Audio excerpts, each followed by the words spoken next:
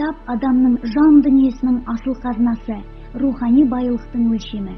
Ол адамзат үшін ғасырдан ғасырларға жалғасып қызмет етіп келе жатқан ғылым мен өнердің, соның ішіндегі сөз өнерінің туындысы, ғалым мен қаламгердің жемісі. Менің ата-әжем, әкем мен анам кітапты сүйіп оқыған адамдар. Кішкентай кезімнен ертегілер, батырлар жырын тыңдап өстім. Жаяу Мұса мен Ақан серіні, Абай жолы мен Ботагөз сынды көптеген құнды шығармаларды сүйіп оқыдым. Әрине, ақпарат пен техника дамыған сайын оқырмандар саны азайып, кітапқа деген қызығушылық төмендегені рас. Алайда, кітап еш уақытта маңызын жоймайтын дүние. Ата-анамнан көненің көзі ретінде қалған осынау асыл жәдігерді көзімнің қарашығындай сақтап, кейінгі ұрпағыма қалдырамын деген ойдамын.